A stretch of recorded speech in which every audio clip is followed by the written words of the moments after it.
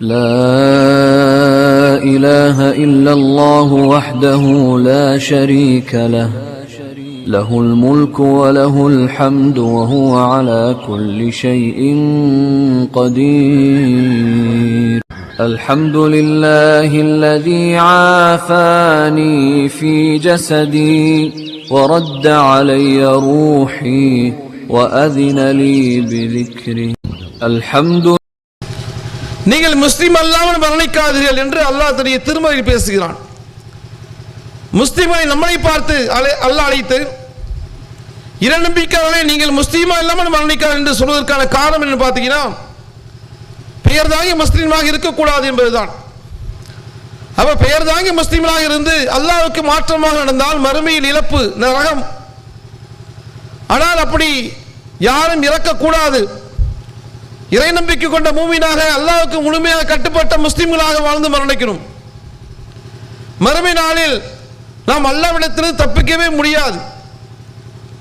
அந்த வாழ்க்கை மிகவும் மோசமான வாழ்க்கையாக இருக்கும் நரகத்தில்.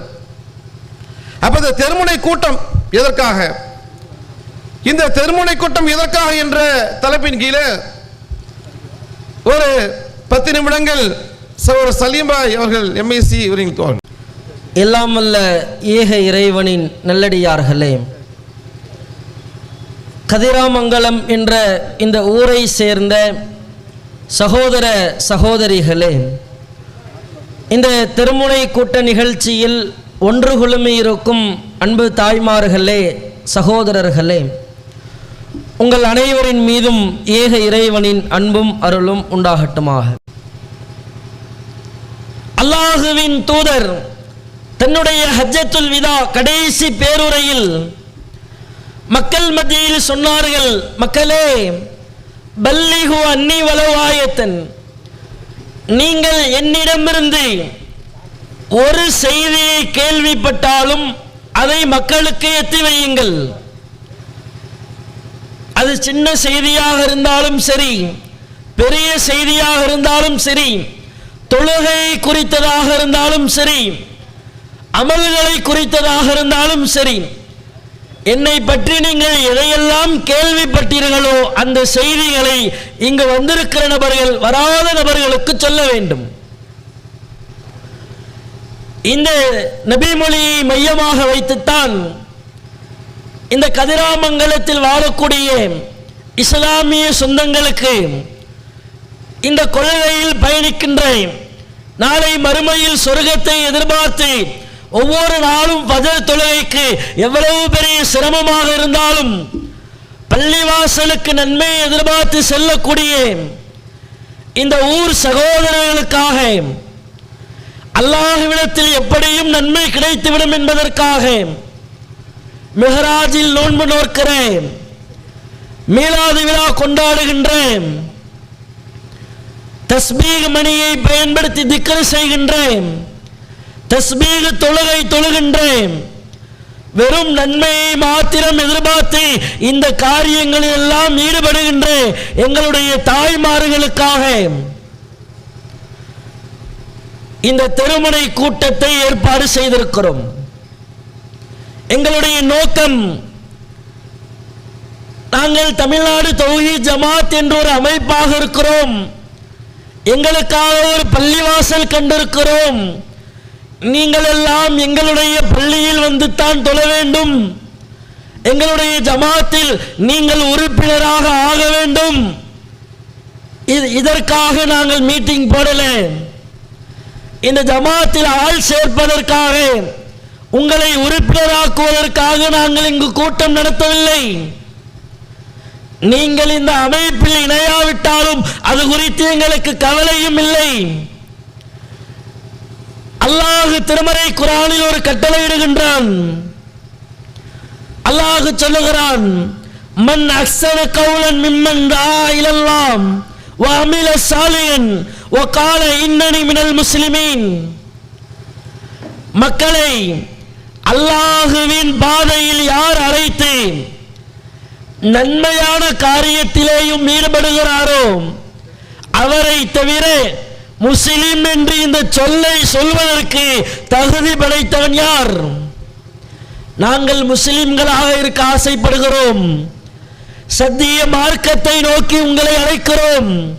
சத்திய மார்க்கத்தை உங்களுக்கு பிரச்சாரம் செய்வதற்காக, அல்லாஹுவின் பார்வையில் நாங்கள் முஸ்லிம்களாகுவதற்காக, நீங்கள் நரகத்திற்கு சென்றுவிடக் கூடாது என்பதற்காக இந்த ஊரில் பிரச்சாரம் செய்யும் பொழுது நீங்கள் எதிர்த்தீர்கள். ஒரு 10 வருடத்திற்கு முன்பாக, 20 வருடத்திற்கு முன்பாக ஜனாசா அடக்கம் செய்ய விட மாட்டோம். இன்றைக்கும் கூட அந்த கட்டுப்பாடுகள் இருக்கிறதுன்னு நினைக்கிறேன். தௌஹீத் ஜமாத் மீட்டிங்க்கு போகாதே, அவன் பேசுறதை கேட்காதே, நீ போய் கலந்துகிட்டா தௌஹீத் ஜமாத் பள்ளியில் தொழுதால் இங்கே தொழ அனுமதிக்க மாட்டோம். நீங்கள் அந்த பள்ளிக்கு சென்றால் ஜனாசா அடக்கம் செய்ய விட மாட்டோம். அவனுடைய பயானை கேட்காதே.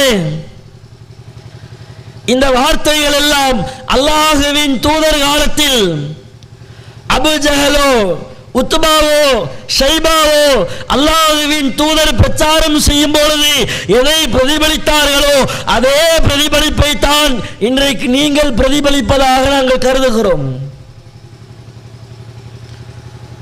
அல்லாஹுவின் தூதர் மார்க்கத்தை சொல்லுகின்ற பொழுது குர்ஆன் வசனங்கள் ஓதப்பட்டால் உங்களுடைய விரல்களால் காதுகளை அடைத்துக் கொள்ளுங்கள் காஃபிர்கள் சொன்னார்கள்.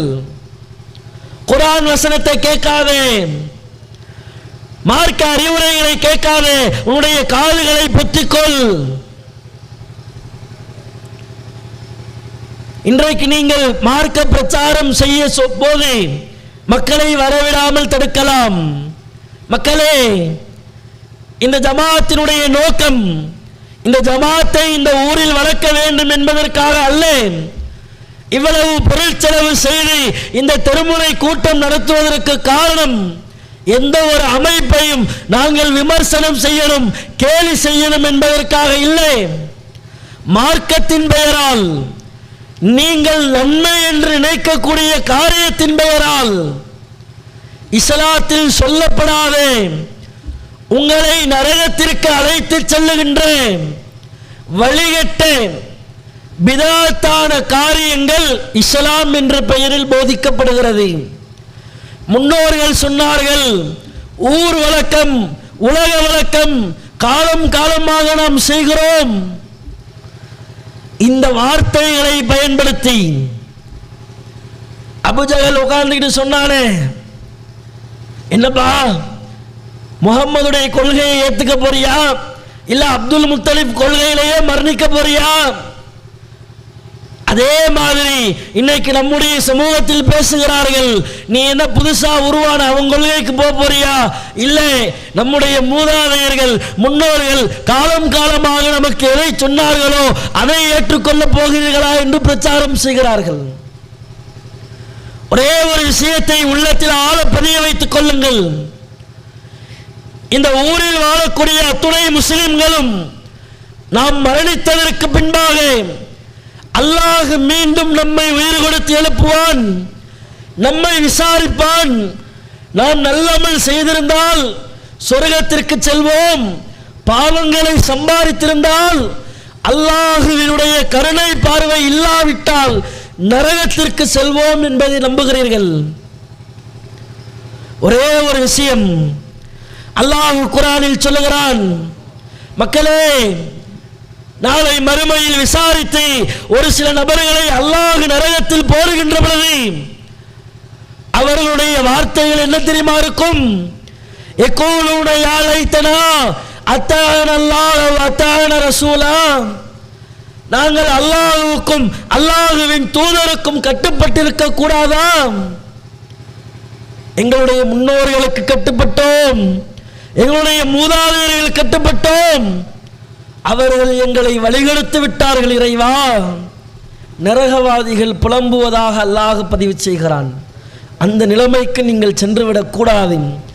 அல்லாஹுவையும் அல்லாஹுவின் தூதரை மட்டும்தான் பின்பற்ற வேண்டும். அதுதான் இஸ்லாம். யா அய்யுஹல்லதீன ஆமனு, நம்பிக்கை கொண்ட மக்களே, அத்தீஉல்லாஹ், அல்லாஹுவிற்கு கட்டுப்படுங்கள். வ அத்தீஉர் ரசூல், அல்லாஹ்வுடைய தூதருக்கு கட்டுப்படுங்கள். இதை தாண்டி மார்க்கத்தின் ஆதாரம் வேறு யாரும் இல்லை என்பதை குர்ஆன் ஹதீஸ் அடிப்படையில் உங்களுக்கு விளக்குவதற்காகத்தான் இந்த திருமுறை கூட்டம் ஏற்பாடு செய்யப்பட்டிருக்கிறது. இதில் பேசப்படுகின்ற தகவல்களை எந்த விதமான வெறுப்பும் இல்லாமல் நடுநிலையாக சொல்பவர்கள் தௌஹீத் ஜமாத்துக்காரன் சொல்றான், அவன் சொல்லி நான் என்ன கேட்கறது, அந்த சிந்தனைக்கு வராதீங்க. நாங்கள் என்ன சொல்லுகிறோம் என்பதை ஒரு முறை கேளுங்கள். நாங்கள் என்னத்தான் உங்களுக்கு அறிவுரை சொல்லுகிறோம்? உண்மையிலேயே நாங்கள் மார்க்கத்தில் இல்லாததைத்தான் போதிக்கிறோமா, மார்க்கத்தில் உள்ளதை போதிக்கிறோமா என்பதை எல்லாம் இந்த திருமுறை கூட்டத்தை நீங்கள் கவனித்தால்தான் உங்களுக்கு தெரியும். அப்படி இந்த கொள்கை 20 ஆண்டு காலமாக ஜனாசா அடக்கம் செய்ய விட மாட்டோம் என்று சொன்னதற்கு பின்பாகவும் எங்களுடைய உயிரை எடுத்தாலும் நாங்கள் இந்த கொள்கையில் உறுதியாக நிற்போம் என்று ஒரு சில குடும்பத்தார்கள் இருக்கிறார்களே, அப்படி இந்த கொள்கை என்ன சொல்லுகிறது? எதற்காக இப்படி உறுதியாக இருக்கிறார்கள்? ஒட்டுமொத்த ஊரும் கட்டுப்பாடு விதித்தாலும், ஊர் எங்களை ஒதுக்கினாலும் இந்த கொள்கையை விட்டு நவர மாட்டோம் என்று உறுதியாக இருக்கிறார்களே, அப்படி இந்த கொள்கை என்னத்தைத்தான் சொல்லுகிறது? இவர்கள் எதைத்தான் போதிக்கிறார்கள் என்பதை தயவு கூர்ந்து நீங்கள் கவனியுங்கள். இதில் பேசப்படுகின்ற அறிவுரைகள் நிச்சயமாக அல்லாஹ் நாடினால் உங்களுடைய உள்ளத்தில் மாற்றத்தை ஏற்படுத்தும். அல்லாஹ் அதற்கு வழிவகை செய்வானாக என்று கூறி இந்த திருமுறை கூட்டம் ஆரம்பமாகும். அஸ்ஸலாமு அலைக்கும் வரஹ்மத்துல்லாஹி வபரகாத்துஹு.